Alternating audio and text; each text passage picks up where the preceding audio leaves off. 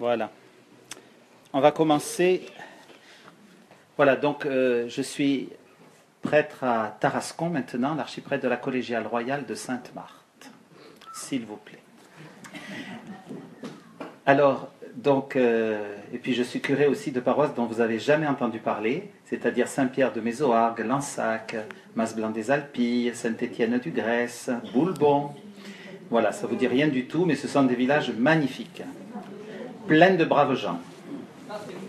Voilà. Et nous avons aussi le village qui a le meilleur denier de l'église au nombre d'habitants, je vous le signale. Saint-Pierre de Mézoargues, 241 habitants. A toujours été premier dans le sondage des deniers de l'église. Très généreux, que des billets. Voilà. C'est une terre très riche et très belle, et très franciscaine, parce qu'il y a eu beaucoup de couvents franciscains donc dans cette région du nord des Bouches-du-Rhône. Voilà. Qui appartenait autrefois au diocèse d'Avignon. Hein, donc on est à côté d'Avignon, on est très loin d'ici finalement. Hein, voilà. Alors je suis donc tertiaire franciscain, donc j'appartiens à l'ordre franciscain séculier, OFS, depuis 1992. Et j'ai fait mon engagement, parce qu'on fait un engagement officiel dans l'Église, en 1994, avec 8 frères et sœurs de ma fraternité, dont certains sont ici. Chez les Clarisses Capucines à Aix-en-Provence, nous étions très liés à ce monastère qui, malheureusement, a fermé le 5 juillet dernier, voilà, qui s'était replié à Sélonie, à côté d'Aix, puisque l'ancien couvent a été rasé pour construire le centre Sainte-Claire, qui accueille des étudiants, entre autres, et voilà, qui a des logements aussi sociaux pour des personnes en difficulté, hein, donc un très beau projet, tenu par la communauté maintenant du Chemin Neuf, voilà, à côté de la patrimoine de la cathédrale d'Aix. Voilà, bref, nous étions très liés à ce monastère, et c'est un peu grâce à ce monastère aussi que j'ai pu connaître mieux la vie franciscaine, pour avoir beaucoup partagé avec mes frères, avec les religieuses Clarisses Capucines, imprégnées de cet esprit franciscain, puisqu'elles étaient à Aix quand même depuis 1337, ce n'est pas rien, hein, donc une longue histoire riche, voilà, et renouvelée après la Révolution. Où j'ai découvert François, c'est en allant à Assise. En fait, j'avais 17 ans, quand pour la première fois, comme tout le monde, j'avais entendu parler de Saint-François, mais c'est vrai qu'en allant à 17 ans à Assise avec mes parents, je suis tombé vraiment amoureux d'Assise. Mais quand on tombe amoureux d'Assise, on tombe forcément amoureux de François. Hein, parce que l'intérêt d'Assise, outre que c'est une très belle ville, c'est surtout parce qu'elle est habitée par François, par l'esprit de François, et par aussi ceux qui se réclament de lui. Hein, voilà. Donc j'invite tout le monde, voilà, tous ceux qui sont ici, qui ne connaîtraient pas encore Assise, à vous y rendre, parce que quand on découvre Assise, il y a un choc. Hein. Voilà. En plus, c'est un lieu particulier. François, vous verrez dans son itinéraire, il accordait une très grande importance à la ville d'Assise. C'est très curieux, même cet attachement foncier de François à sa ville natale. Hein. C'était un peu comme la matrice un peu de son projet, de sa sainteté aussi, et il est toujours retourné à Assise. Et le dernier acte de sa vie, c'est de bénir la ville d'Assise et de mourir au pied de cette ville, comme on mourrait au pied de sa dame. Hein. Donc, et en bénissant la ville, et en bénissant, et c'est ça qui est très beau, tous ceux qui viendraient un jour à Assise.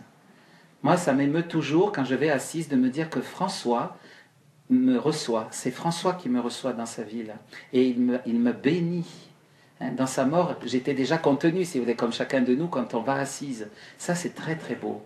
Voilà. Déjà, ça vous donne un peu une note de François. Alors, on va commencer, si vous voulez bien, en écoutant un texte qui s'appelle le Testament de Saint François. Mais évidemment, il est long, mais je ne vais lire qu'un petit passage, parce qu'à mon avis, ce passage que je vais lire donne une clé de compréhension de François et de son esprit.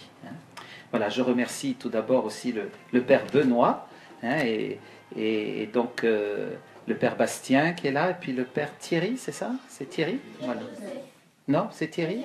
Ah, Thierry Joseph, d'accord, de nous accueillir ici dans ces salles rénovées, magnifiques. Voilà. Donc, alors François écrit ce testament en 1226, hein, donc, c'est-à-dire très peu de temps avant de mourir, puisqu'il est mort en 1226. Probablement qu'il l'a écrit à l'endroit où il est mort, d'ailleurs, c'est-à-dire la portioncule. Portioncule, ça veut dire la petite portion, en fait. C'est une petite église minuscule, voilà, dans laquelle François a fondé son ordre, on peut le dire, là où il a entendu l'appel vraiment définitif à fonder sa famille religieuse, où il a fondé son ordre, et c'est le berceau de l'ordre, et c'est aussi le lieu du berceau de l'ordre des Clarisses, puisque c'est là que Sainte-Claire a été consacrée par François, en 1213. Donc, il dicte son testament juste avant de mourir. Voici ce qu'il écrit. C'est très important, c'est le préambule.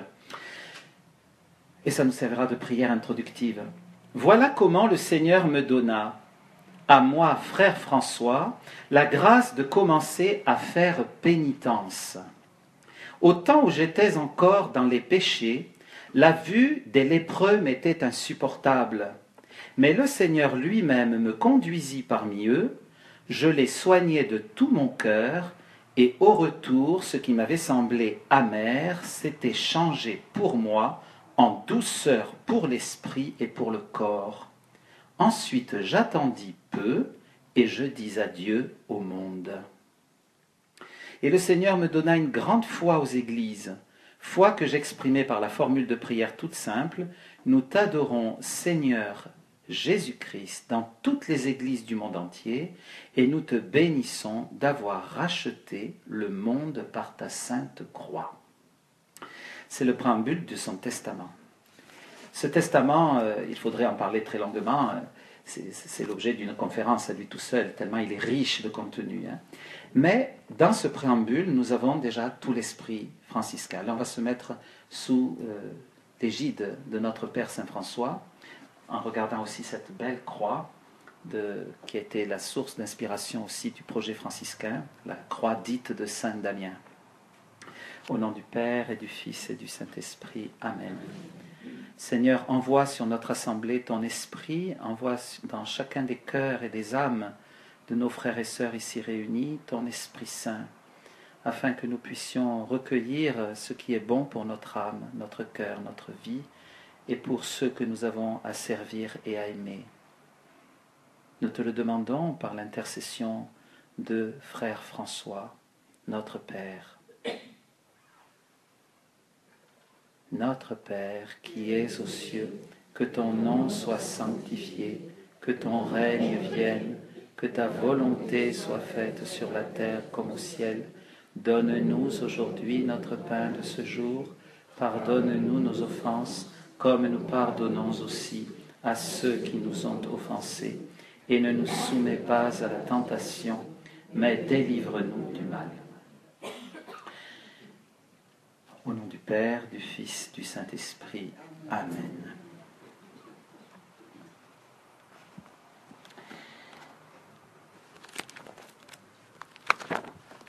Alors, je vais présenter mon petit exposé en parlant aussi des sources, car pour connaître François, il faut d'abord savoir où on puise nos sources, non? Alors, vous voyez ces deux volumes, vous voyez un peu le nombre de pages qu'il peut y avoir, c'est de véritables Bibles, vous voyez, par rapport à la Bible. Là, Voilà. Ça, c'est les vies de Saint François, qui ont été écrites très peu de temps après la mort de François. Vous imaginez un peu le nombre de pages écrites sur Saint François. Et ça, ce sont ses œuvres. Vous voyez la différence? C'est pour ça que j'ai apporté... Voilà. Alors, de fait, aussi là-dedans, il y a aussi quelques pages de ses écrits. Mais honnêtement, on voit bien la différence. Donc, où est le vrai François? C'est toute la question, ce qu'on appelle la question franciscaine. Alors, je vous explique pourquoi. Parce que, il vaut mieux se mettre debout. En fait, au départ, quand François, déjà de son vivant, se convertit, fonde sa famille franciscaine très vite, en 1209. Vous voyez, il se convertit en 1206, ça attend 3 ans, 1209, et voilà, il fonde sa famille, il va voir le pape l'autorise, etc., on va en reparler, et puis il se lance. Et très vite, les gens, en voyant passer François, disent « c'est un autre Christ ». C'est vraiment un autre Christ. Nous avons parmi nous l'incarnation vivante du Saint-Esprit, par la bouche de saint François. Voilà. Et ce sont des paroles incroyables. On va même dire qu'il y a eu l'ère du Père, c'était l'Ancien Testament, il y a eu l'ère du Fils, c'est les premiers 1000 ans de l'Église, le premier millénaire, et là on est donc en 1209, et alors on dit maintenant c'est l'ère de l'Esprit, et les franciscains ajouteront c'est l'ère de François, parce que François c'est l'incarnation du Saint-Esprit, il parle comme le Saint-Esprit. Et de fait, François a une parole très forte dans la règle, et il demande que le frère cherche de tout son cœur à acquérir le Saint-Esprit de Dieu pour que ses saintes opérations se fassent en lui. Donc pour François, ce qui compte, c'est recevoir le Saint-Esprit, car c'est ça qui va déterminer tout le reste, toute la vie chrétienne. Il est éminemment charismatique. Voilà. Donc, François, donc c'est ça. Mais, comme de son vivant, déjà, on pense qu'il est saint. Alors on va garder ses tuniques, on va garder ses bouts de corde, on va garder ses sandales, on va garder les linges qui absorbent le sang, puisqu'il va être le sang de ses plaies, puisqu'il va être, vous savez, crucifié, stigmatisé, le premier stigmatisé de l'histoire, hein, donc 2 ans avant de mourir. Et puis, Sainte Claire lui confectionnait ces fameuses éponges, si vous voulez, un genre d'éponge hein, qui absorbait tout ce sang hein, sur le pli du côté, les pieds, les mains, bon, surtout le côté d'ailleurs. Et donc on va le vénérer, hein, on gardera son bâton, on a même un verre de Saint François, on a la nappe qu'il utilisait pour manger, etc. Hein. Donc de son vivant déjà, et puis il va y avoir évidemment de multiplication de fausses reliques. Hein. Voilà, ça c'est classique. Hein. Quand il meurt, on est obligé de cacher son corps et de l'enterrer de nuit, parce que si on l'enterre de jour, il va être dépecé. Les gens vont se jeter sur son corps et vont prendre des reliques par tous les moyens, tellement il est aimé. Donc, on fait de fausses obsèques, en fait, et la nuit, on cache le corps. Voilà. Il va être d'abord dans une petite église où François a suivi le catéchisme, qui s'appelle San Giorgio, où il y a aujourd'hui les Clarisses, et puis ensuite, il va être mis en cachette, donc, dans l'endroit où personne ne pouvait le voir, à part le père général de l'ordre, hein, le ministre général, avec son conseil, pouvait descendre et voir le cercueil, enfin le cercueil, c'est pas un cercueil, d'ailleurs le sarcophage, dans lequel il y avait le corps de François. Mais sinon, personne ne pouvait voir le corps de François, pendant des siècles. Voilà. Et même les langues un peu exaltées disaient, mais en fait, François, il n'est pas mort. Et vous serez surpris de voir beaucoup de tableaux à l'époque baroque, où on voyait des représentations du fameux sépulcre de François, où François était debout, les yeux clos, et à ses pieds, le ministre général de l'ordre franciscain, des frères mineurs, le général des conventuels, le général des capucins, en train d'écouter François leur parler et les inspirer. On racontait au XVIIe siècle que François était toujours vivant, en fait, et que c'était la source d'inspiration de l'ordre. Vous voyez un peu les délires dans lesquels est entrée la vie franciscaine dans cette époque. Tellement François paraissait hors norme, d'accord? Voilà. Donc, ce culte a été vraiment incroyable. Alors, il était tellement incroyable que tout le monde se réclamait de lui en disant « Ah, mais François a dit que... » L'autre disait « Mais non, François, il n'a jamais dit ça, il a fait ça. » Et ainsi de suite. Alors, tout le monde se disputait dans l'ordre franciscain. Comme disait Monseigneur Panafieux, c'est le plus grand désordre, en tous les sens du terme. Parce que c'est le plus nombreux, hein, démographiquement, mais c'est aussi le plus grand désordre. Oui. Parce que tout le monde se réclame de François et dit n'importe quoi sur lui. Donc, c'est très difficile de savoir finalement qui est le vrai François. Chacun racontait un peu la sienne sur lui, une anecdote, des traits physiques, des traits de caractère, des événements, etc. Voilà. Donc c'est un saint, si vous voulez, d'une popularité incroyable, et d'ailleurs, c'est le premier saint de l'histoire dont on a eu un jour le visage. Car jusqu'à François, on ne peut pas savoir, par exemple, Saint Dominique, à quoi ressemblait Dominique, on n'en a aucune idée. On a bien une peinture de Dominique que j'ai vue à Bologne, mais qui date bien après la mort de Dominique. Saint Benoît, qui vivait en l'an 500, imaginez un peu, on n'a pas évidemment les traits de Saint Benoît, ni de Saint Bernard même, qui vivait pourtant au XIIe siècle. Mais on a les traits de François. Parce que de son vivant, il était vénéré comme un saint, et on voulait garder... Hein. Et alors, on a la plus vieille représentation d'un saint, la voici. C'est la plus vieille représentation connue d'un saint peint de son vivant. Elle se trouve pas du tout dans un monastère franciscain, mais dans un monastère bénédictin. Subiaco, c'est là où Saint Benoît a fondé les bénédictins. Et là, on a le visage de François, de son vivant. C'est exceptionnel. On n'a pas le visage de Saint Louis de son vivant, qui est pourtant postérieur, ni de Philippe Auguste, qui est pourtant son contemporain. Donc, vous voyez, on a le visage de François. C'est extraordinaire, ça. Hein. Voilà. Donc, François, d'ailleurs, il n'a pas d'auréole, hein, il n'est pas encore canonisé, puisqu'il sera canonisé que 2 ans après sa mort. C'est pourquoi on peut être certain que ça, c'est vraiment un portrait qui a été fait de son vivant, et tout simplement parce qu'il est venu à Subiaco pour la consécration de l'autel de la basilique de Subiaco, voilà, avec le pape de l'époque, Innocent III. Donc, vous voyez un peu la popularité de François. Quand il meurt, évidemment, les franciscains demandent une biographie de François, bien circonstanciée, mais tout le monde veut écrire une biographie de Saint François, parce que tout le monde l'a connu, tout le monde peut raconter quelque chose sur lui. Il y en a une aussi qui aurait pu écrire des très belles choses, c'est Claire. Claire d'Assise, mais elle est dans son monastère, recluse derrière ses grilles, et elle ne raconte pas.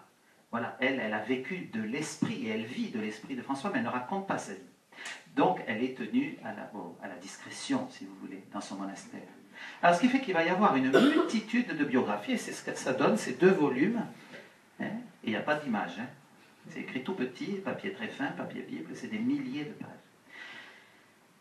Tout le monde va se disputer, à tel point que, dans les années 1260, le général de l'ordre de cette époque, hein, puisqu'il y a eu des généraux qui se sont succédés, les ministres généraux, eh bien, il s'appelait Saint Bonaventure, il avait été guéri tout petit grâce à Saint François, et donc, en remerciement, sa mère l'avait voué à François, puis finalement il est devenu franciscain.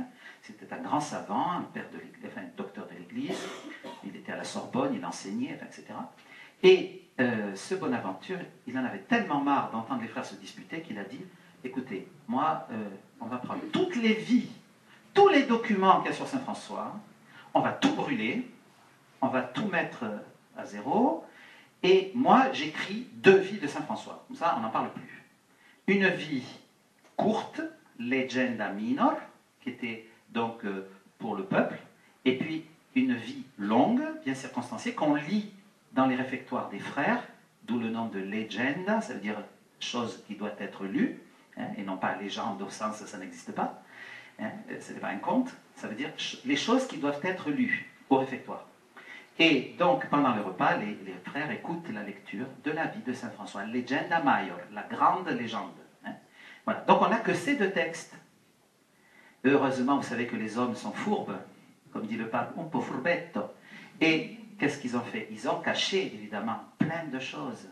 Ils ont dit, oui, on a tout brûlé. Mais en fait, ils avaient planqué dans les bibliothèques, dans tel couvent, dans tel sanctuaire. Et on a comme ça caché beaucoup de choses. Heureusement pour nous. Mais jusqu'au XVIIe siècle, on ne connaissait pas grand-chose de Saint François, à part les 2 légendes, les fameuses légendes mineures et majeures, de Bonaventure. C'est tout ce qu'on avait. Quelques prières de François, quelques textes, anecdotes, c'est tout. Et c'est Wadding, un Irlandais, vous allez voir, c'est toujours étonnant hein, chez les franciscains. C'est un franciscain irlandais qui s'appelait Wadding, qui est allé à Assise, et lui, il s'est dit, c'est pas possible, il doit y avoir d'autres choses de François qu'on nous cache. Vous savez, c'est comme un Romanov, là, on ne nous dit pas tout. Et donc, qu'est-ce qu'elle a fait? Il est allé chercher, pas un Romanov, hein, mais Wadding, il est allé chercher dans les bibliothèques, il a fait le rat de bibliothèque, il a fait parler les vieux, etc. Et petit à petit, il a trouvé des documents incroyables qu'on pensait totalement perdus, et il a commencé à former une bibliothèque avec tous ces manuscrits. Et voilà. Mais il n'a pas eu le temps, malheureusement, de mettre en forme tout ça. Mais grâce à lui, on a sauvé beaucoup de choses.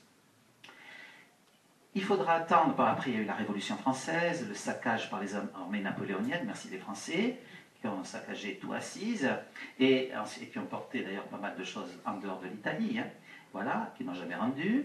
Et ensuite, donc on les porte pas, les Italiens là-bas ne les portent pas dans le cœur.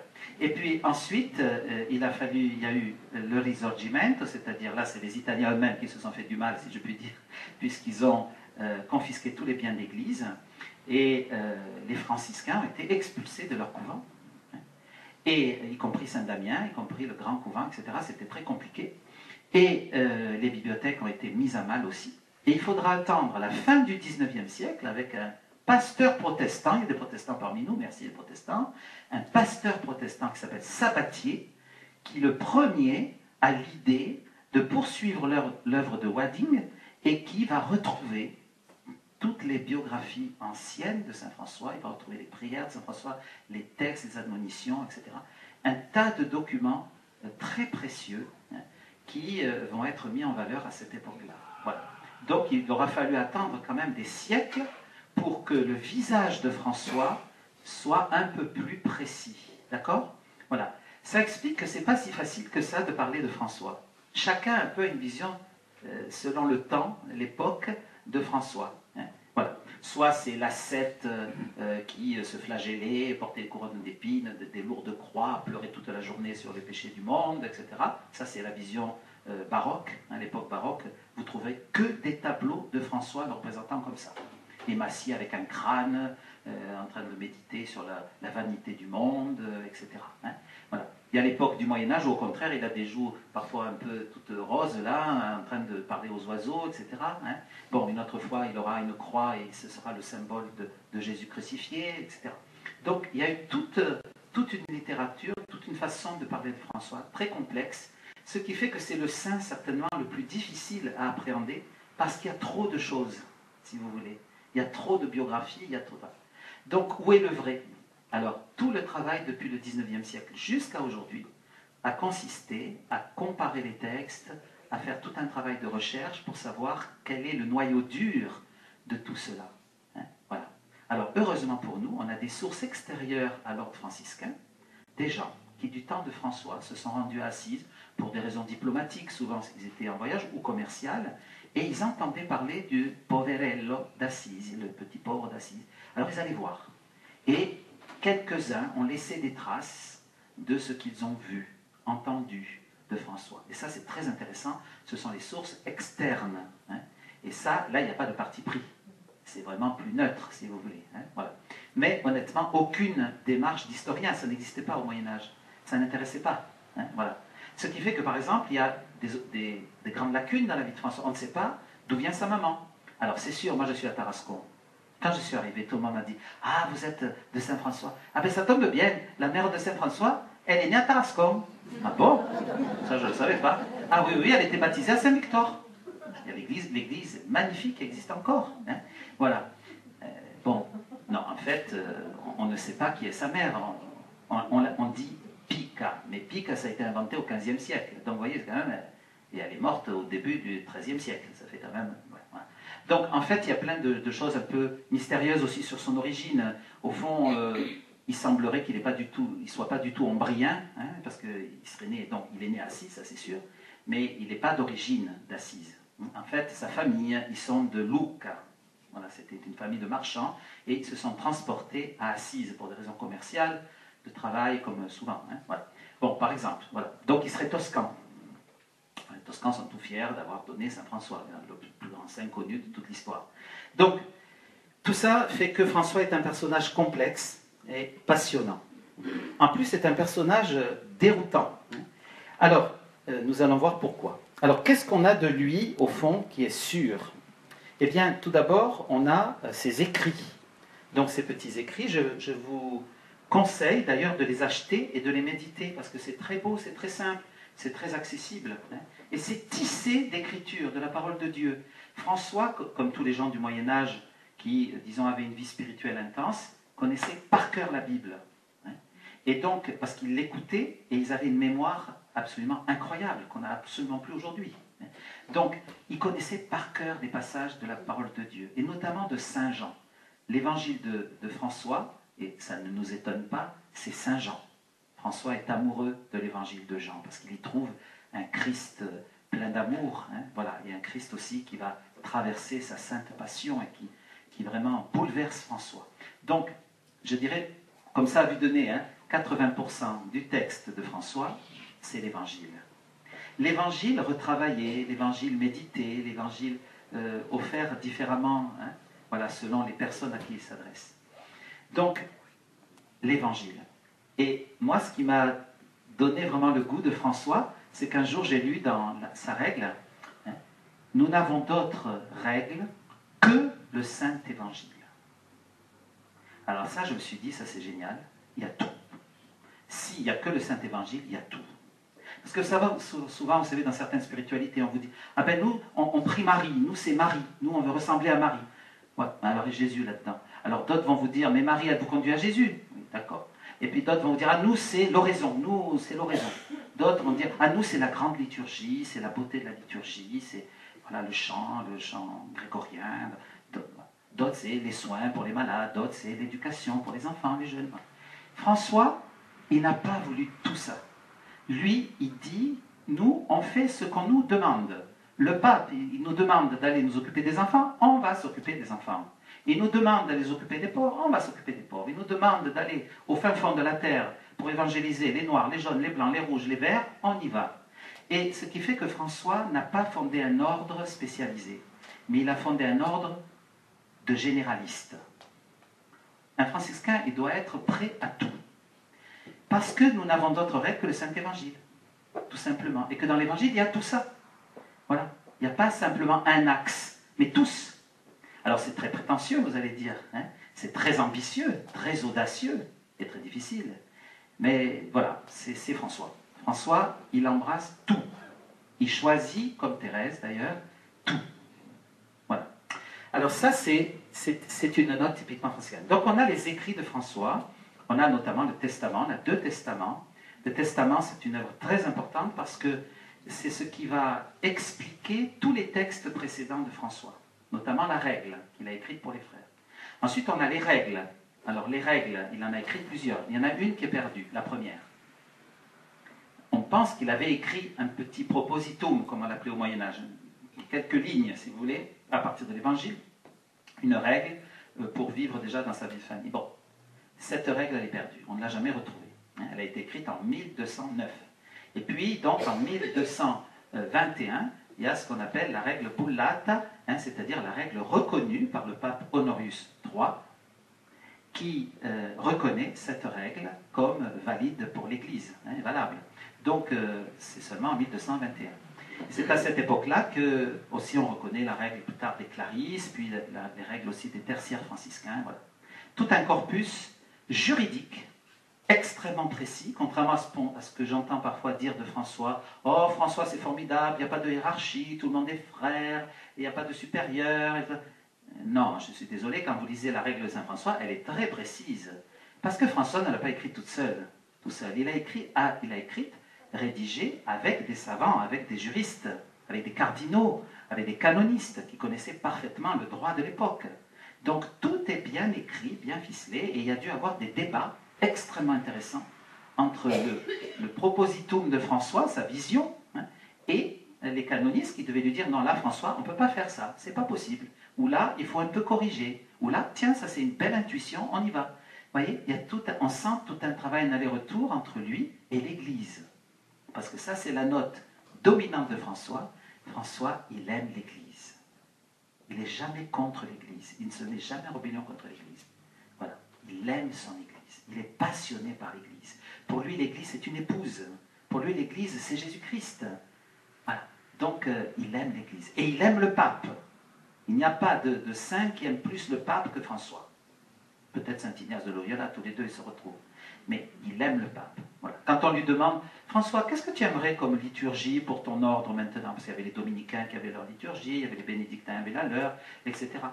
Et lui, il dit, non, moi je ne veux pas une liturgie franciscaine, je ne veux pas un bréviaire franciscain, je ne veux pas un missel franciscain, je veux Rome. Rome. Voilà. Bréviaire romain, messe de Rome, comme dit à Rome, et le bréviaire de Rome. Vous voyez, ça c'est la note typique de François. Voilà. Il aime l'Église. Alors, François a laissé ses règles. Ensuite, il a écrit aussi, donc, des lettres. Par exemple, on a une toute petite lettre qu'il envoie à saint Antoine de Padoue, qui était un savant. Et Antoine lui dit, François, il faudrait que j'ai un livre, il faudrait que je puisse posséder des livres pour mon travail théologique. Et François n'aimait pas trop les livres. Il se méfiait des livres, parce qu'il dit, quand on a un livre, ça veut dire qu'on a de l'argent. Parce que ça coûte très cher, c'est en parchemin, ça coûte une fortune.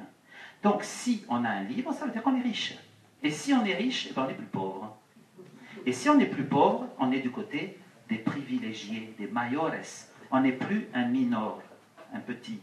Vous voyez? C'est pourquoi François n'aimait pas les livres, parce que ça coûtait trop cher. Voilà. Et aussi pour une deuxième raison qu'il explique à Antoine, et vous allez voir la suite, et il lui dit, oui, mais alors je vais te permettre d'avoir des livres, parce que pour ton travail théologique, je te le permets, parce que tu es un grand savant, qu'on a besoin aussi de gens qui pensent dans l'ordre. Mais il ajoute, mais que cela n'éteigne pas en toi la vraie dévotion.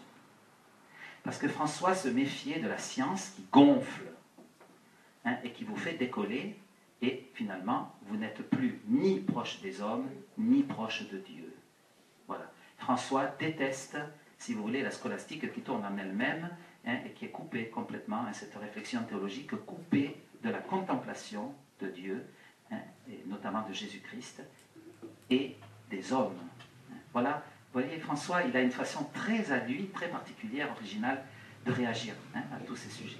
Alors il écrit cette toute petite lettre qu'on a conservée à saint Antoine de Padoue, qui est très émouvante, si vous voulez, dans sa simplicité. Il y a quelques lignes, mais en quelques lignes, François dit tout. Il a ce chic. Hein. Voilà. On a ensuite des bénédictions, des louanges, des poèmes, le fameux poème des créatures, Cantique des créatures, qui est une splendeur, hein, qu'il a rédigé d'ailleurs en ombrien, parce qu'il parlait l'ombrien, il vivait en Ombrie malgré tout, il parlait l'ombrien, donc ça a été rédigé en ombrien. Voilà. Alors après, c'est sûr, vous voyez, il a écrit tout ça, il a écrit bien sûr une règle pour les Clarisses, il a écrit avec Sainte-Claire, il a écrit des exhortations à Sainte-Claire. Alors évidemment, on dit, il se présente lui comme simplex et idiota. Je suis simple et idiot. Idiot, ça veut dire sans lettres en réalité, sans lettres, L-E-T-E-R. En fait, c'est pas vrai. François connaissait le latin, puisqu'il a écrit en latin, François connaissait très bien l'ombrien, il était assez cultivé, c'était un fils de bourgeois, de marchand, il avait eu de contact avec des gens qui passaient un peu de partout, donc il était ouvert, c'est pas du tout le simplex, c'est une coquetterie de saint. Voilà, mais ça c'est classique chez les saints. Hein, voilà. Donc c'est un signe d'humilité, mais un peu petite coquetterie quand on voit quand même qu'il écrivait très bien. Voilà. Il était en plus dans cette mouvance de l'art courtois, hein, du XIIIe siècle, donc il était imprégné des récits courtois qu'on racontait autour de lui dans les maisons, dans les familles un peu aisées qu'il fréquentait aussi, hein, voilà, en tant que bourgeois. Alors ça, c'est le corpus, si vous voulez, des textes de saint François. Et puis ensuite, donc les biographies, j'en ai parlé. Et il y a aussi tout un corpus de documents très intéressants sur l'esprit franciscain. Hein. Le plus connu, c'est les Fioretti, hein, ces petites histoires sympathiques, mais très profondes, populaires, mais d'où se dégage une grande sagesse évangélique. C'est un parfum évangélique. Hein, voilà. Un peu miraculeux, comme les aimaient les gens du Moyen-Âge. Hein. Les gens du Moyen-Âge, c'était des gens qui vibraient au merveilleux. Nous, aujourd'hui, il faut des écrans géants avec des films où il y a la moindre porte qui se ferme, on dirait que c'est la fin du monde, des bruits énormes, des gens qui crient, du feu, des gens qui tombent de milliers de mètres d'altitude. Bon, c'est ça qu'il faut aujourd'hui, vous voyez. À l'époque, les gens du Moyen-Âge, ben, ils avaient aussi besoin de merveilleux, mais ça passait à travers la poésie, ça passait à travers les récits un peu mythologiques, les dragons, les fées, les lutins, voilà, tout ça. Hein, tout ce petit monde qui s'animait la nuit dans les forêts, parce que la forêt, c'était le lieu mystérieux au Moyen-Âge. Hein, on n'y pénétrait qu'avec tremblement, parce que d'abord, il y avait des voleurs qui vous mettaient à mal, et puis il y avait aussi des êtres mystérieux qui vivaient. Il y avait des ermites un peu bizarres, il y avait des sorciers, il y avait des choses comme ça. Donc, c'est vrai qu'il y avait tout ce monde imaginaire, et les gens du Moyen-Âge aimaient le merveilleux. Voilà. Pour eux, c'était les récits de miracles, les récits des saints, les martyrs des saints, etc. Ils aimaient ça. Donc François, il participe de ce courant merveilleux aussi, et à sa mort, on va écrire des récits empreints de ce merveilleux, qui aujourd'hui nous font un peu sourire. Nous, on a le recul et puis un peu l'esprit de scientiste, hein, qui est très critique, etc. Mais il faut le remettre dans son contexte. Hein. Ça ne veut pas dire que les gens du Moyen-Âge étaient idiots, qu'ils étaient plus bêtes que nous. Bien au contraire. C'était des gens qui étaient aussi intelligents que nous, mais qui avaient besoin d'une part de merveilleux, comme nous aujourd'hui, on a toujours besoin d'une part de merveilleux pour vivre. Ça fait partie de notre vie. Voilà le contexte. Hein, Alors, François, maintenant, donc, nous allons revenir maintenant à son itinéraire, rapidement. François naît à Assise, on ne sait pas quand, parce qu'à l'époque, il n'y avait pas de registre. Hein. Donc, il naît probablement entre 1181 et 1182, puisqu'on pense qu'il est mort à 44 ans, plus ou moins, on dit ça, en tout cas, à l'époque de François, donc plus ou moins, il est né en 1181-1182. Donc, il naît au centre de l'Italie, dans une petite ville qui s'appelle Assise, à 150 km au sud de Florence, à 150 km au nord de Rome. Une ville très importante parce qu'elle se situe à une frontière. En effet, d'Assise, on voit une grande ville en face, qui s'appelle Perugia. Et Perugia, c'est la ville du pape, ça appartient au pape. Alors qu'Assise, ça appartient à l'empereur. Et le pape et l'empereur ne sont pas amis. Ils sont même franchement ennemis. Parce que le pape est l'homme le plus puissant de la terre à cette époque-là, c'est le pape Innocent III, et il veut mettre la main sur l'empereur. Il veut faire et défaire les empereurs, au nom de Dieu, un genre de théocratie. Et l'empereur pense exactement l'inverse. Il veut mettre la main sur le pape pour s'affranchir du pouvoir religieux en disant « mais rendez à César ce qui est à César, c'est-à-dire rendez-moi mon pouvoir d'empereur, et à Dieu ce qui est à Dieu. Tu fais la messe, tu t'occupes de ta sacristie, de tes nominations de sacristain, mais moi je m'occupe des choses sérieuses. » Et ça va donner une lutte effroyable. Il va y avoir des morts, des guerres interminables qui durent entre le pape et l'empereur. Et Assise se trouve justement à la frontière. Et Assise, évidemment, est convoitée par le pape, et Perugia est convoitée par l'empereur, parce que Perugia est très riche. Donc, il y a cette guerre permanente là. Et François, il commence mal, j'allais dire, son amour pour le pape, puisqu'il va commencer par combattre le pape. C'est étrange. Mais vous allez voir, la vie de François, ce ne sont que des paradoxes. Et ça tombe bien, parce que l'évangile aussi, ce ne sont que des paradoxes. Donc, il commence sa carrière dans l'histoire, historiquement, par une guerre contre le pape. Donc, François s'arme contre le pape. Mais le pape est plus fort, et donc l'armée d'Assise est vaincue, et il va goûter de la prison. Ça va lui faire le plus grand bien. Donc on va le mettre un peu au frais pendant quelques temps, pour qu'il goûte un peu la dureté de la vie. C'est un jeune homme tout fougueux, ça va le calmer. C'est le fils d'un bourgeois. Alors les bourgeois, au XIIIe siècle, sont des gens, c'est une classe émergente. Il y a les mayores, ce sont les nobles, ceux qui ont le pouvoir. On est à l'époque féodale. Donc ce sont des gens qui sont les vassaux de l'empereur. Donc il y a l'empereur, puis il y a les princes, les ducs, les marquis, les comtes, les vicomtes, les barons, etc., les chevaliers, les épées. Alors c'est très hiérarchisé. Et puis en dessous, il y a les minores, les paysans, les pauvres, les artisans, etc. Et puis il y a les bourgeois. Alors le bourgeois, c'est quelqu'un qui est entre les deux. Il est issu du monde paysan, souvent, ou du monde artisanal. Il a fait de bonnes affaires, il sait lire et écrire, et sait surtout compter. Et il est très fort. Et comme il est très fort, il invente le capitalisme. Au XIIIe siècle, on invente vraiment le capitalisme. François voit l'émergence de Wall Street. Voilà. Bon, à petit pied, mais ça commence au XIIIe siècle.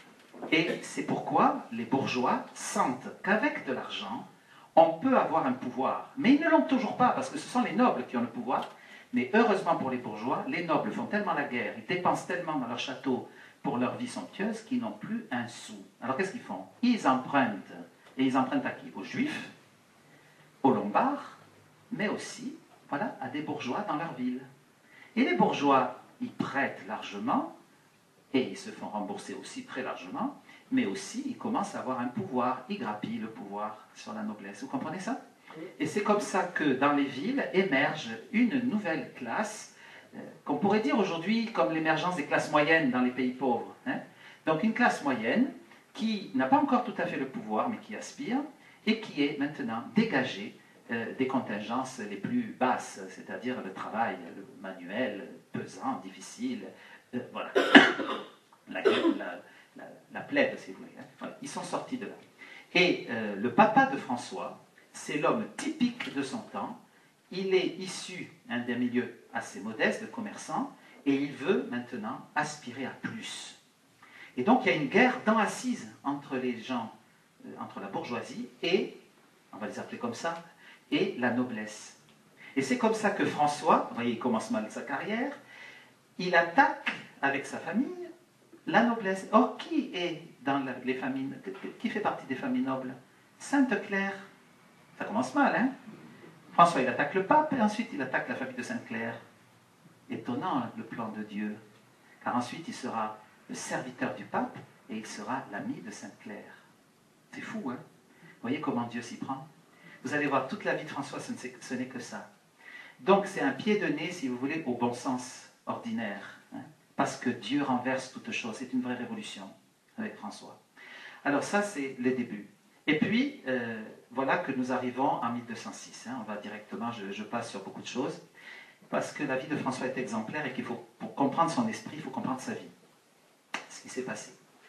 Dans François en 1206, qu'est-ce qui se passe? Il se passe que son père lui dit un jour, nous avons assez d'argent, mon fils, pour t'acheter un cheval, l'équipement, te louer un page qui va s'occuper de toi pour te monter sur le cheval, te faire descendre, s'occuper de nourrir le cheval, etc. Bon, de le brosser. Et tu vas avoir une épée, tu auras une massue, une masse d'armes, tu auras un étendard, tu auras tout ce qu'il faut, l'équipement complet pour tenter ta chance et faire sortir notre famille de l'anonymat de cette boutique où on vend des tissus et pour que notre famille accède enfin au pouvoir et à la noblesse. Tu vas devenir chevalier. Tu en as les moyens. Tu en as la bravoure, tu en as l'intelligence, tu es beau, tu es jeune, tu es fougueux, tu es plein de vie, tu es admiré des gens d'Assise parce que tu as beaucoup de charisme, hein, et donc tu peux y arriver. Tu es la chance de notre famille. Voilà comment ça s'est passé. Hein. Enfin, j'y étais pas, hein, mais voilà. J'imagine que c'était comme ça, non? Alors, qu'est-ce qu'il fait? Évidemment, ça marche. Quand vous touchez la corde sensible d'un jeune homme, hein, voilà, vous lui dites, tu vas devenir un beau chevalier, tu vas réaliser quelque chose de ta vie. Il tourne en rond dans sa boutique. Vous l'avez vu, sa boutique à Assise, ses 4 murs. Bon, alors son père lui promet évidemment d'aller en voyage à Paris, d'aller en voyage dans le nord de la France pour vendre ses tissus, dans la Champagne. Oui, ça fait un peu rêver, mais enfin, c'est encore des tissus, il faut encore compter, il faut encore amener l'argent. Bon, c'est pas hyper passionnant. J'ai rien contre les gens qui ont une boutique, hein. Il y en a peut-être parmi vous, mais enfin bon. Voilà, pour un jeune homme, c'est pas hyper excitant. Si vous voulez. Donc, tandis que de lui dire, tu vas combattre le sarrasin, tu vas combattre les gens voilà, qui te veulent du mal, ça c'est plus excitant. C'est la castagne, hein, on y va. Voilà. Et en plus, il y a le butin. Hein, quand on est chevalier, on va avoir du butin, on a le titre. On a peut-être un château un jour, on a aussi une belle femme, et peut-être plusieurs même, si on est un peu malin. Donc voilà, c'est une catastrophe pour la moralité, mais pour le jeune, c'est super excitant. Donc effectivement, le jeune, il se dit, ça va être formidable. Alors, il y a toute une cérémonie, il va prier dans une église qui existe toujours, qui s'appelle San Giacomo. Il se prépare, hein, c'est par une nuit de prière, voilà, ce grand départ, on imagine le grand départ, hein, avec les filles qui jettent un voile, hein, voilà, hein, comme gage d'espérance pour l'avenir, etc. On imagine la fête. Hein, voilà. Exactement comme aujourd'hui, quand vous les voyez avec leur moto, là, vrombissant devant les filles, hein, voilà, pour épater la galerie. Ça n'a pas changé. C'est toujours pareil. Et ce sera toujours pareil. Voilà. Alors, c'était comme ça. Alors, il part. Il fait 50 km. Son rêve, en fait, oui, j'ai oublié de dire, avant de partir, il fait un rêve. Et ça, c'est très important, les rêves au Moyen-Âge. François fait un rêve. Et dans ce rêve, il voit Jésus qui lui montre un palais plein d'armes, plein d'étendards, de trophées de victoire. Il trouve ça très beau. Il comprend que c'est ça sa destinée, glorieuse, imaginée. Dieu lui-même dit oui à son projet, qui est le projet de son père d'ailleurs au départ, et puis le sien. Mais c'est formidable, c'est ce qu'on attend tous. Dieu est d'accord. Allez, ça marche. Je suis avec toi. Vas-y. Alors il part. Et puis voilà qu'au bout de 50 km, il fait chaud, on est à cheval, l'armure c'est pesant, etc. Bon, il descend, il se repose, et il s'endort. Et il fait un rêve, un nouveau rêve. Et qu'est-ce qu'il voit? Encore le palais plein d'armes. Mais cette fois, Dieu parle. Et lui dit ceci. Je résume, hein, parce qu'il y a tout un dialogue entre François et Dieu, mais je résume. François, qui veux-tu servir? Pour qui veux-tu faire quelque chose? Exactement, en latin, c'est ça. Pour qui veux-tu faire quelque chose? est-ce que c'est pour le maître ou pour le serviteur? Et François répond spontanément et généreusement, ah, pour le maître, pas pour le serviteur. Et Jésus lui dit, alors pourquoi jusqu'à présent, François, tu n'as servi que le serviteur? Tu n'as fait quelque chose que pour le serviteur. Le serviteur, c'est l'ego. Voilà, tout simplement, c'est nous-mêmes. Hein. Le maître, c'est Dieu. Autrement dit, François comprend que Dieu ne veut pas qu'il soit chevalier à la manière dont lui le pensait. Il sera chevalier, mais pas à sa manière à lui, d'homme, de serviteur, mais à la manière du maître. Vous comprenez? Ça veut dire que Dieu n'anéantit pas en nous nos grands désirs d'ambition, que sais-je, de bonheur, de plaisir, mais Dieu veut les transformer. Il ne veut pas que François en reste à être le chevalier Francesco di Pietro di Bernardone, né le, mort le, sur un arbre généalogique, où il y en a plein d'autres, comme sur les nôtres d'ailleurs, l'arbre généalogique. Il veut que Francesco, de son projet de chevalier, devienne le chevalier de Dieu, le serviteur de Dieu, pour que son projet de chevalerie soit beaucoup plus grand, vaste, immense. Il se sert de la générosité de François pour la décupler à travers la volonté à lui qu'il va lui faire connaître. Vous voyez? Exactement comme d'ailleurs beaucoup plus tard, un autre chevalier, qui s'appelait Ignace de Loyola, qui va avoir exactement la même histoire, sauf que c'est par un boulet de canon, pour être sûr qu'il ne marche plus, on lui envoie un boulet de canon, et il va être boiteux toute sa vie. Et donc son rêve de chevalerie est complètement anéanti physiquement. Voilà. François, c'est par un rêve. Ignace, c'est par un boulet de canon. Mais dans les deux cas, Dieu se sert de leur vocation première, et de cette aspiration, et la transforme. C'est ça qui est très beau. Ça veut dire que Dieu ne va pas contre l'homme. Parce que souvent j'entends dire ça, oui, Dieu contrecarre nos projets. Mais non, il ne les contrecarre pas. C'est tout l'inverse. Il s'en sert, mais il veut les élargir. Regardez Mère Teresa, religieuse dans un pensionnat de filles très chic de Calcutta. D'accord, tu es religieuse, c'est bon, tu as donné ton cœur à Jésus, mais c'est formidable. Mais je veux que tu fasses plus que simplement apprendre la géographie à des petites filles de l'aristocratie. Je veux que ton cœur si riche puisse être donné aux pauvres. Voilà, c'est ça. Au fond, c'est ça. Donc, Dieu transforme le projet de François. Et François, que fait-il? Il va donner ses armes, son armure, etc., à un pauvre, à un noble ruiné qui n'avait plus d'équipement. Là, c'est la marque distinctive de François. François est généreux. Dieu peut tout faire dans un cœur généreux. Et donc, il donne cela. Alors, quand il rentre à Assise, c'est une catastrophe. Vous imaginez bien qu'il ne va pas rentrer dans Assise en plein jour. Assise, c'est une toute petite ville où tout le monde connaît la vie de tout le monde. Vous voyez, ça ressemble à la couronne. Donc, tu éternues à l'entrée du village, déjà à Cap-Couronne, ils le savent. Alors, là, c'est pareil à Assise. Donc, il faut faire attention. Donc, j'imagine François rentrant, tout pauvre, et puis grattant à la porte, cette porte qu'on peut toujours voir à Assise d'ailleurs, qui existe toujours, la porte de la maison. Et il a dû gratter pour que sa mère, discrètement, lui ouvre. Il a dû tomber dans les bras de sa mère, on imagine, parce que sa mère aimait beaucoup son fils, elle avait même cette admiration que toutes les mamans ont de leur fils. Donc, voilà, et il a dû lui dire ce qui s'est passé. Bon, évidemment, pour elle, c'était très dur, parce qu'elle se disait, mais quand papa va se lever, au petit déjeuner, ça va barder, la prima colazione, la prima et l'ultima, peut-être. Voilà. Donc, ça va être compliqué. Et effectivement, le père se met en colère, c'est une catastrophe, parce que vous imaginez tout ce que le père avait engagé d'espoir, mais aussi d'argent. C'est un marchand, compte. L'histoire se répète. Moi, j'entends plein de parents dire comment, avec tous les sacrifices qu'on a fait avec ta mère, mais tu te rends compte. Voilà. Combien de fois j'entends ça? Voilà. J'ai un fils artiste, mon père, j'ai un fils artiste, voilà, avec tous les sacrifices que nous avons fait pour lui. Il rentre au couvent. Il rentre au couvent. C'est pas une situation, ça. Voilà. Bon. Donc, Alors, c'est ce qui s'est passé. Donc imaginez François, le père est brutal, en plus c'est un homme rustre, hein, on le sait par de nombreuses, de nombreuses anecdotes hein, sur sa vie, mais on imagine aussi décuplé par la déception. Hein. Alors qu'est-ce qui se passe? Il se passe qu'il va même, dit-on, hein, enfermer François dans un cachot à un moment donné. Voilà, parce que François se met à faire des choses insensées.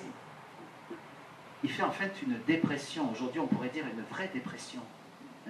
Et pendant 3 ans, il va chercher sa voie.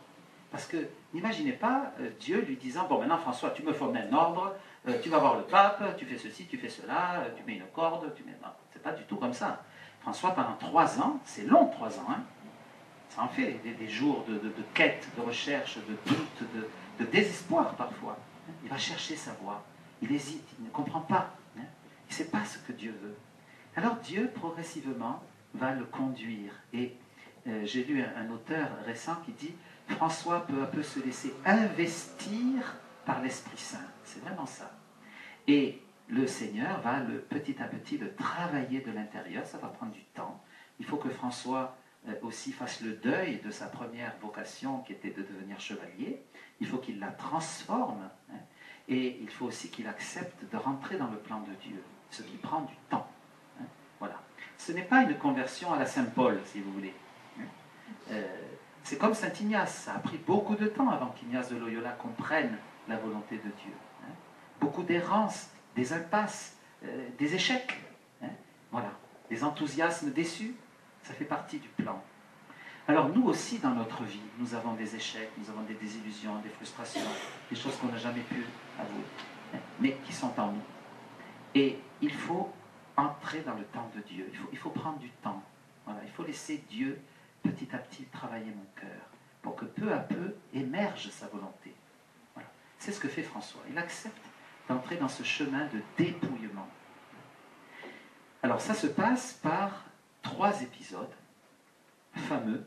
Premier épisode, François, alors qu'il se promène dans une forêt d'Assise, hein, au pied d'Assise, il y a une petite forêt, et là, il y a une chapelle qui s'appelle Saint-Damien. Cette chapelle existe toujours. Elle a été rénovée par François, puis Sainte-Claire y installera ses Clarisses. Puis elle quittera, pour des raisons de sécurité, les Clarisses quitteront après la mort de Sainte-Claire et iront se réfugier dans la ville d'Assise où elles sont toujours. Et elles emporteront avec elles d'ailleurs le crucifix de Saint-Damien qui se trouve donc chez les Clarisses, et non pas chez les frères. Donc ce crucifix qui est là. Alors François rentre dans la chapelle et imaginez quand il rentre, il est comme irrésistiblement attiré par ce crucifix. Or ce crucifix, il est particulier. Regardez bien, il montre Jésus vivant puisqu'il a les yeux ouverts. Et pourtant, il y a la plaie ici, saignante. Il y a le sang qui coule tout autour de la croix. Ça veut dire que Jésus est déjà mort quand on transperce, n'est-ce pas, son côté. Comment se fait-il qu'il ait les yeux ouverts? Il devrait être mort, les yeux fermés. Il les a ouverts. Et regardez ce regard. Il ne regarde pas François, il regarde très loin. C'est un regard qui vous porte à la mission, à l'universalité. C'est très étonnant. En plus, il y a plein de symboles très curieux sur cette croix. Par exemple, vous avez un rond ici, vous voyez? Qu'est-ce que c'est que ce rond-là? Juste au nombril. Étonnant. Pourquoi ce rond? Ici, pourquoi cette forme en forme de colombe entre les 2 yeux? Étonnant. En fait, l'Eucharistie, Jésus nous donne son corps, qui est le lieu de la vie, d'où part toute notre vie. Il nous donne l'esprit. Il remit l'esprit sur la croix, c'est-à-dire il donna l'esprit. C'est comme ça qu'on l'interprète, en tout cas, pour François. Et puis en haut, il y a la main du Père. Il y a le Père, le Fils, le Saint-Esprit, l'Eucharistie, la crucifixion, la croix. Il y a ici Marie, avec Saint Jean, qui commente la scène. Ici, il y a Saint Longin, le fameux centurion qui a transpercé le côté de Jésus et qui a fait la profession de foi. Vraiment, cet homme était le Fils de Dieu. Ensuite, ici, vous avez Marie-Madeleine. Vous avez ici, Nicodème, le centurion. vous avez un tas de personnes. La Marie Jacobée, le Marie Jacobée, oui, c'est ça. Et puis ici, vous avez les anges qui recueillent le sang du Christ. Là, le cœur des anges qui accueille Jésus qui monte au ciel, c'est l'ascension. Et ici, vous avez les apôtres, dont il n'y a que 2, mais enfin, ils étaient 12 ici. Vous avez tout ça. Vous voyez un peu la richesse de cette croix. Et quand François rentre dans la chapelle, il est complètement happé par Jésus de Nazareth, roi des Juifs, hein, c'est écrit ici. Alors il contemple, il est dans la contemplation. Et là, une voix se fait entendre, et on dira même, François dira que le Christ articulait même les lèvres pour montrer le réalisme de cette vision. Hein. Et Dieu lui dit, Jésus lui dit, regarde mon Église, elle est tombée en ruine. Va et répare-la. Étonnant, hein, cette parole. Mon Église est en ruine, va et répare-la. Mais de quelle Église il s'agit? François, tout simplement, il pense qu'il s'agit de l'Église de Saint-Damien. Et il comprendra plus tard qu'il s'agit de l'Église avec un grand E, la communauté chrétienne. Hein. Voilà. Aujourd'hui, on a un pape François qui a reçu le même appel. Va et restaure un peu notre Église qui n'est pas très en forme, surtout en Occident. Hein. Voilà. Parce qu'elle tombe un peu en ruine. Pas à Marty que je vois en tout cas. Mais, alors, c'est cette vision qui va déterminer l'amour inconditionnel de Jésus de François pour Jésus. À partir de cette vision, on sent il ne fait qu'un avec le Christ, il veut lui ressembler par toutes les manières. Il en épousera même, je dirais, la volonté de mourir nu sur une croix comme Jésus est mort nu sur la croix. Hein. François se fera déposer tout nu sur une planche de bois qu'on a conservée et sur laquelle il va rendre l'âme. Hein. Voilà, comme Jésus nu sur la croix. Voilà. Il va vouloir se conformer en toutes choses à Jésus. Ça, c'est la marque distinctive de la spiritualité franciscaine qui, au fond, n'en est pas une. Puisque nous n'avons d'autre règle que le Saint-Évangile. Eh bien, François vivra le Saint-Évangile, pas à pas. Tout ce qui est écrit dans l'Évangile, François veut le vivre. C'est sa passion. D'accord? Voilà. Alors, c'est pourquoi, plus tard, on dira, en voyant François passer dans les rues, voici l'alter Christus, voici l'autre Christ. Tellement François ressemblait à Jésus. Mais c'est volontaire, Jésus et François ne font qu'un. Voilà. On dit que, et c'est très beau ce passage, on dit que dans l'âme de François, François se promenait avec Jésus comme deux amis et allait et venait en lui-même. Vous voyez? C'est une image très belle pour dire cette amitié et cette familiarité extraordinaire de Jésus et de François. Voilà. Sainte Claire, qui sera la disciple de François, aura aussi cette marque distinctive de vivre en familiarité avec Jésus. Et pour moi, vous voyez, aujourd'hui, dans le monde que nous vivons, je suis frappé, surtout en France, ça me frappe, chez les catholiques, y compris les plus pratiquants parfois. Je ne sens pas très souvent cet amour inconditionnel de Jésus. Et ça me navre, ça me rend triste. J'entends des gens me parler de Dieu. Ah, mon père, moi je prie Dieu, je crois en Dieu, je suis croyant, une grosse croyante. D'accord. Mais jamais ils diront Jésus. J'entends rarement prononcer le nom de Jésus. Et ça, c'est un problème. Parce que notre foi, ce n'est pas la foi en Dieu. Les musulmans ont la foi en Dieu, les juifs ont la foi en Dieu, les hindous aussi. Mais nous avons la foi au Dieu de Jésus-Christ.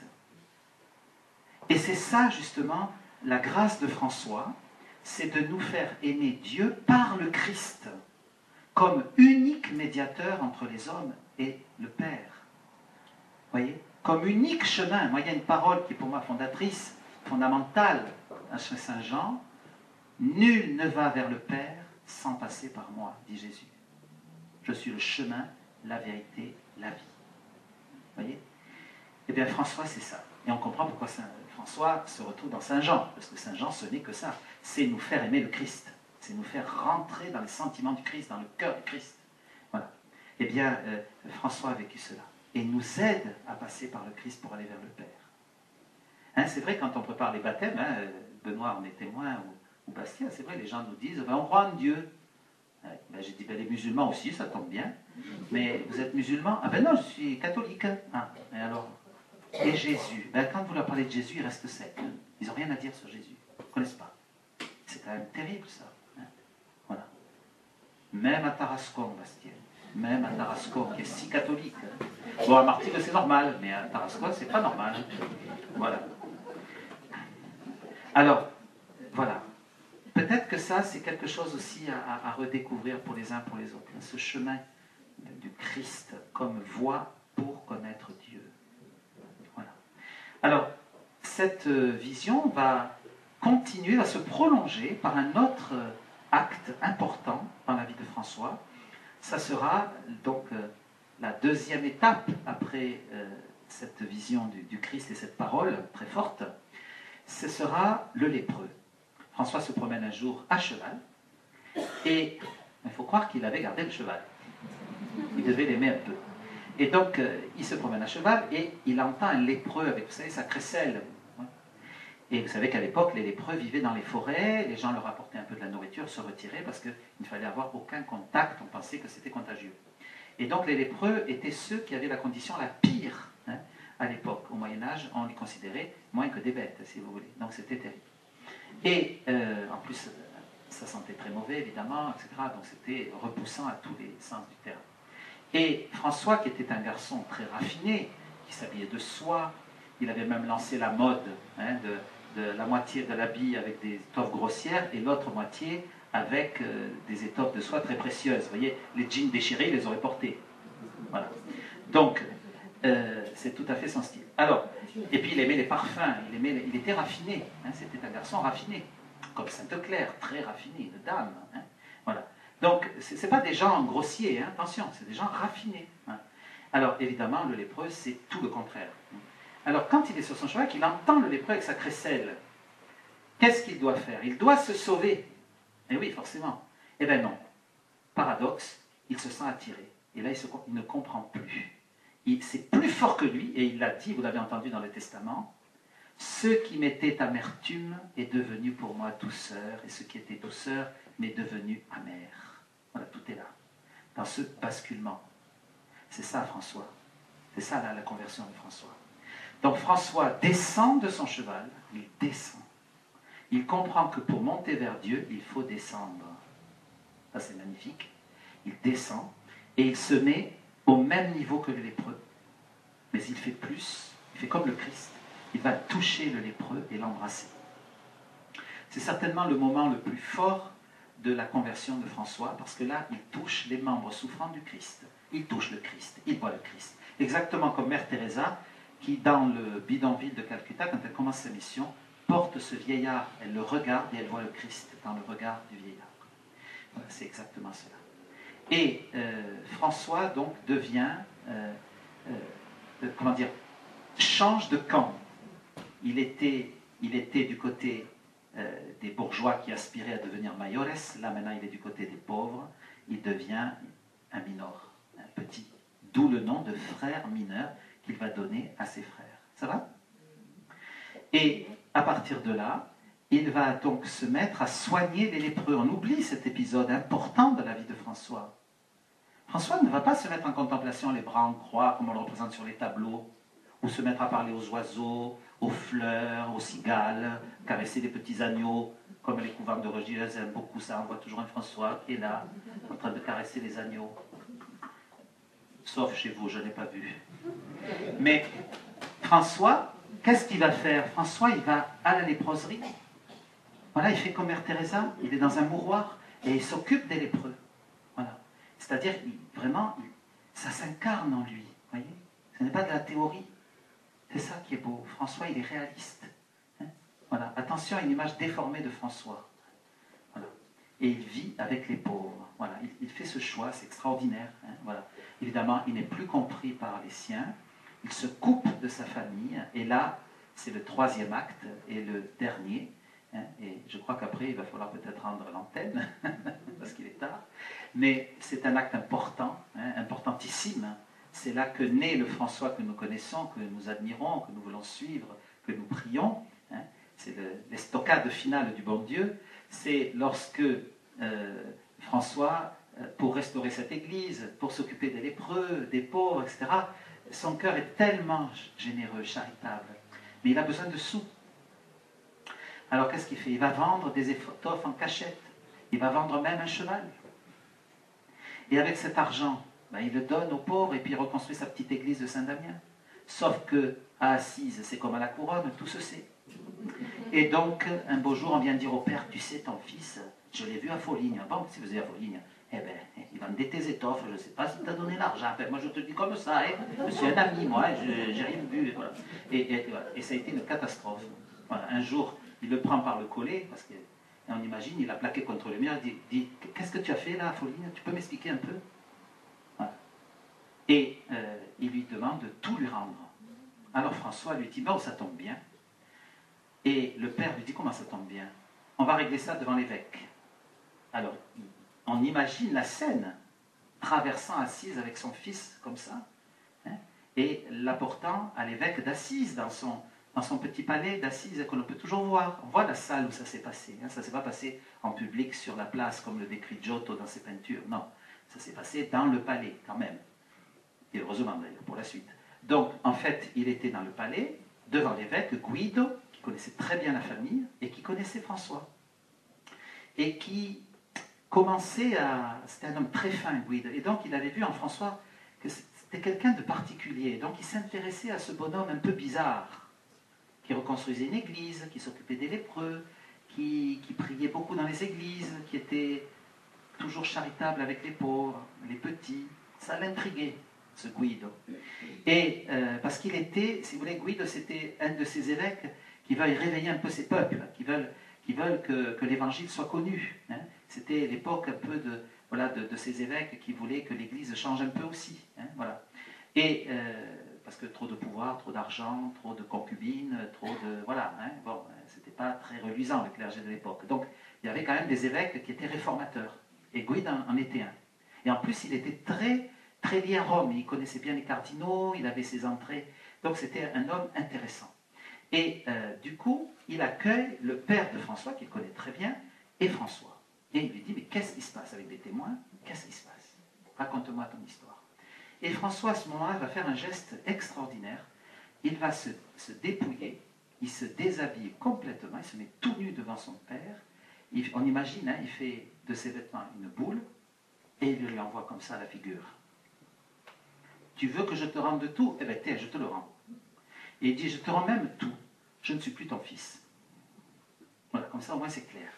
Je ne veux plus, dit-il, qu'on m'appelle Francesco di Pietro di Bernardone, mais je veux dire maintenant notre Père qui est aux cieux. C'est une scène absolument extraordinaire, grandiose. Hein. C'est la naissance de François. C'est un baptême, c'est un deuxième baptême. Hein, voilà. Ça a eu lieu devant l'évêque de Guido. Et Guido fait un geste très beau, plein de sens au Moyen-Âge, parce que les gens percevaient très bien les symboles. Hein. Que fait-il? Il prend sa cape d'évêque et il recouvre la nudité de François. C'est-à-dire qu'à partir de ce moment-là, François n'appartient plus au monde, mais il appartient à l'Église. Il est maintenant, il va avoir le statut de pénitent. C'était ce qu'on appelle l'ordo penitentia. C'est un ordre, hein, comme il y a l'ordre des vierges consacrées, l'ordre des prêtres, etc. Là, c'est l'ordre des pénitents. Les pénitents, penitentia en latin, ça veut dire la conversion des mœurs, changer de mœurs, se tourner vers le Christ et son évangile. Donc, la pénitence, c'est très beau, hein, c'est pas se flageller, porter des couronnes d'épines. Hein. Il peut y avoir cet aspect, mais ce n'est pas ça qui compte. Ce qui compte, c'est la conversion. Et on disait penitentia agite. Hein, il y avait des gens qui passaient dans les villages comme ça en criant penitentia agite, faites pénitence, convertissez-vous et croyez à l'évangile. Donc exactement ce que dit le prêtre d'ailleurs le jour du carême, de l'entrée en carême, pardon, le jour des cendres. Hein. Convertis-toi, penitentia agite. Et les frères franciscains devront prêcher à leur tour cette pénitence. Et quand ils regrouperont des laïcs, le tiers ordre, qu'on appelle aujourd'hui la fraternité franciscaine, eh bien, séculière, on appellera l'ordre de la pénitence. Et moi, je trouve un peu triste qu'on n'ait pas gardé ce terme, parce qu'il est très beau. L'ordre des frères et des sœurs de la pénitence. Voilà. Donc, seulement ça fait un peu trop pénitence, voilà. Il faut un peu adoucir les choses. Fraternité franciscaine, des petits oiseaux. Tandis que ordre de la pénitence, ça veut dire qu'il va falloir que je lutte, que je combatte, que je remette en question, que j'avance. Voilà. Bon. Donc, François, c'est ça. Alors, il devient pénitent. Et il échappe, du coup, au contrôle des hommes. Il est hors société. Vous voyez? Alors, il est dans le monde, mais il n'a plus l'esprit du monde, puisqu'il ne lui appartient plus vraiment. D'accord? C'est exactement ce que demande Jésus dans l'Évangile aux chrétiens. Vous êtes dans le monde, mais vous ne devez pas avoir l'esprit du monde. Alors, pour vous donner un exemple de cela, illustrer mon propos, je vous dirai simplement 3 choses. À l'époque de François, XIIIe siècle, il y a la guerre partout. La guerre entre le pape et l'empereur, la guerre entre les nobles et les bourgeois, la guerre avec les Cathares, la guerre avec les Vaudois, la guerre avec les musulmans en Espagne, la Reconquista, la guerre en Sicile où on chasse les derniers musulmans, la guerre des Mongols qui envahissent l'Europe orientale, la guerre avec les musulmans, les croisades en Égypte, Damiette. Bon, il y a la guerre partout. François, lui, il va prêcher la paix. Personne ne le croit. Tout le monde dit, non mais il est vraiment en décalage. Il va prêcher la paix. Non seulement il va prêcher la paix, mais il traverse les lignes ennemies à Damiette, après avoir dit aux croisés qu'ils vont perdre la bataille, il leur a cassé le moral. Et effectivement, ils vont perdre, ils vont être massacrés. Et il va non seulement dire aux croisés, vous allez perdre la bataille, c'est pas comme ça qu'il faut s'y prendre, mais en plus, il traverse les lignes ennemies à main nue, sans armes, et il va tendre la main à Al-Khamil, qui est le sultan, qu'on appelait le Grand Soudan à l'époque, le sultan d'Égypte, musulman. À Tarascon, je vis au milieu de 3000 musulmans. Quand je dis à mes paroissiens qu'il faut aller tendre la main à l'imam, au chef de la mosquée, salafiste, d'accord. Mais quand même, ce sont des frères quand même en humanité. Au ciel, on sera ensemble à adorer le bon Dieu. Au moins, déjà, c'est habitué. Hein. Voilà. Les paroissiens, ils me disent, ah ben non, nous, on ne veut rien avoir de commun avec eux. Hein. Ah non, pas de main tendue. Voilà. C'est dur, hein. Ça n'a pas changé, ça n'a pas changé. Et moi, je leur dis, toutes vos idées de croisade que je reçois sur Internet, comme vous, j'imagine, je leur dis, mais continuez de m'envoyer tous ces messages, mais de toute façon, vous allez la perdre, la guerre, parce que ce n'est pas comme ça qu'on les gagne. D'ailleurs, l'histoire nous le prouve. Voilà. Et bien, François, lui, il a l'audace de dire non. On peut gagner la guerre par la fraternité. Et d'ailleurs, ce n'est pas une guerre, c'est la paix. Voilà. Donc François dira que là où est la paix, là est Dieu, là où est Dieu, là est la paix. Voilà. Là où est la guerre, c'est sûr qu'il n'y a pas le bon Dieu. Même si c'est une guerre soi-disant sainte. Comme a dit le pape François, il n'y a pas de guerre sainte. Il n'y a que des guerres sales, c'est tout. Qui se parlent de sainteté, mais ce n'est pas vrai. Voilà. Donc, voyez, François, c'est la première chose. La deuxième chose, son époque, c'est l'époque de la naissance du capitalisme. De l'argent, toujours plus d'argent, du commerce, profitons-en. Et on va piller Constantinople. Hein. Les croisés vont piller Constantinople pour de l'argent, pour récupérer tout ce que vous voyez à Venise. N'amenez jamais un orthodoxe de Constantinople à Venise, il attrape un infarctus parce qu'il a tout ce qu'on lui a pris chez lui, c'est là, sous ses yeux. Donc, voilà. Eh bien, François dit non, non. Je ne veux pas d'argent. Je ne vous dis pas comment il caractérisait l'argent, puisqu'il a une expression très claire. Voilà, il traite l'argent de, vous imaginez quoi. Donc, pour lui, c'est rien. Voilà. Alors, il ne néglige pas non plus l'argent d'une certaine manière, puisqu'il dit que le frère qui travaille doit avoir un salaire pour vivre, il est réaliste. Et il dit que si vraiment il n'a pas trouvé de travail, parce qu'il y a du chômage, ou que ce n'est pas la période des vendanges ou des moissons, il pourra mendier. Mais vraiment dans les cas d'extrême nécessité. François n'a jamais voulu la mendicité. Il veut qu'on travaille de ses mains, c'est tout. Voilà, comme saint Paul le faisait. Donc François prend à rebours la mentalité capitaliste de son temps. Il n'en veut pas. Lui, il veut être libre. Parce que, pourquoi? Parce qu'il dit, dès que tu as de l'argent, tu vas le défendre. Et quand tu le défends, tu fais la guerre. C'est lié à au premier problème. Voilà. Et c'est pas faux. Alors lui, il veut n'avoir rien à défendre. Voilà. Et vous connaissez la petite histoire amusante, ça vous détendra, hein, ce cardinal qui est envoyé par le pape, parce que le pape s'inquiète. Il dit, comment ça? Des frères qui n'ont pas de propriété, qui n'ont pas de... Qu'est-ce que ça veut dire ça? Alors, il délègue un cardinal qui va vérifier les dires, hein, les rumeurs. Alors, il envoie ce cardinal. Le cardinal rencontre les frères et dit, voilà, j'aimerais d'abord commencer par le commencement, c'est-à-dire visiter votre couvent. Alors les frères disent, il n'y a aucun problème, éminence, suivez-nous. Et il marche dans la nature. Et le cardinal, qui est déjà rouge de robe, il devient rouge de tête, non? Et alors, de peau. Et alors, toujours, il dit, mais il est loin votre couvent encore? Ah, mais éminence, notre couvent, mais c'est le monde. Voilà. Ça, c'est François, typique. Et vous savez que François, il avait été comme ça invité à Bologne, et pour une célébration, et on lui dit, ah ben, tu peux aller loger chez tes frères. Comment, mes frères, ils ont un couvent à Bologne? Oui, oui, ils ont un couvent à Bologne. C'est le cardinal Intel qui leur a construit. Le cardinal Intel, il a construit un couvent. Ah non, ça, c'est pas possible. Alors, il rentre dans ce bâtiment magnifique, construit par un cardinal pour les frères, parce que les cardinaux, ils aiment bien avoir leur couvent avec leurs frères. C'est un peu un problème, mais c'est comme ça. Et ça existe encore aujourd'hui. Et donc, voilà. Hein, voilà. C'est une des maladies, des 15 maladies de la queue. Et donc, il a ce couvent. Et donc, François rentre là-dedans, il se met en colère. Il dit, mais qu'est-ce que c'est que ça? Vous allez me sortir de là, je ne veux pas de couvent. Vous savez très bien que je ne veux pas de propriété, je ne veux pas tous ces murs, tout ce confort, etc. Alors, les frères, ils sont un peu fourbetti, et ils vont dire au cardinal, comment on fait? Le cardinal vient, les cardinaux, ça a toujours, ça sait faire. Alors il vient, il dit, mais non, François, ils ne sont pas bien exprimés, tes frères. En fait, c'est ma maison. Je les héberge là pour quelque temps. Ah bon, alors ça va. Alors, est-ce qu'il a fait mine de... Bon. En tout cas, voilà, ça c'est l'esprit de François, vous voyez. Alors, à ce moment-là, ça c'est, voilà, non à l'argent comme pouvoir. Voilà. Parce qu'avec l'argent, il y a les privilèges, etc. Et François n'en voulait pas. Et je termine par la troisième chose, le contre-pied de François, c'est l'université. Le XIIIe siècle, c'est la naissance des grandes universités.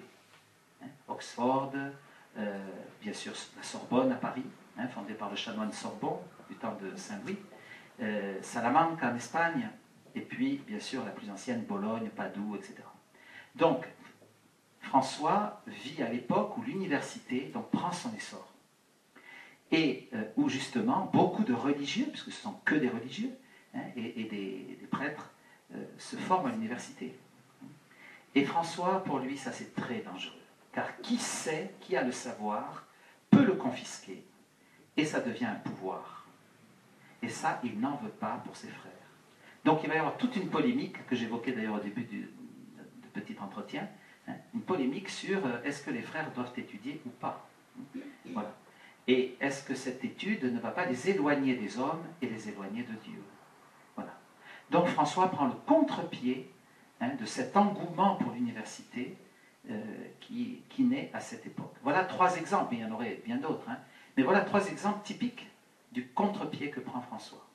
Il veut autre chose. Il veut une autre voie. Voilà. Et cette voie, c'est la voie de la pauvreté qu'il va emprunter. Et pour lui, c'est vraiment c'est un moyen, la pauvreté, c'est pas un but. Moi, ça m'énerve un peu quand des fois on voit certaines réformes franciscaines, n'est-ce pas, mes sœurs? Il y a toujours des réformes, parce qu'on n'est jamais assez pauvre. Et j'ai même vu en Sicile des frères qui sont complètement pieds nus. Mais qu'est-ce qu'ils font, ces frères? Ils sont pieds nus, ils sont assis là, et il y a des enfants qui passent, ils disent coucou, ciao, bonjour. Mais qu'est-ce qu'ils font concrètement? Alors, parce qu'ils veulent être encore plus pauvres que les frères qui n'avaient mis que des sandales avec une lanière, les autres ils en avaient 2. Vous avez comme ça, c'est pas ça la pauvreté, on s'en fiche de ça, ça n'a aucune espèce d'importance. Comme a dit le pape François aux séminaristes, qui disait, est-ce qu'il faut porter la soutane ou le col romain? Il a dit, je m'en fiche, vous retroussez vos manches, c'est ça qui compte. Voilà, et ça c'est beau, bonne réponse. On ne les a pas beaucoup retroussés, à part... Donc, c'est ça. Alors pour François, la pauvreté, ce n'est pas un but. Le but, c'est ressembler au Christ pauvre, s'unir au Christ pauvre, ne pas avoir de privilèges, dépendre de Dieu. dépendre de Dieu. Quand vous avez des privilèges, quand vous avez de l'argent, quand vous avez des biens, quand vous avez du pouvoir, vous ne dépendez plus tout à fait de Dieu. Vous pouvez être indépendant. Et François ne veut pas être indépendant. Il veut tout devoir à Dieu parce qu'il sait que tout vient de lui et tout retourne à lui. Tout est à Dieu, tout lui appartient. Et c'est pourquoi François prendra comme devise « Mon Dieu, mon tout ». C'est sa devise. Deus meus et omnia. C'est très joli en latin. Deus meus, hein, mon Dieu, et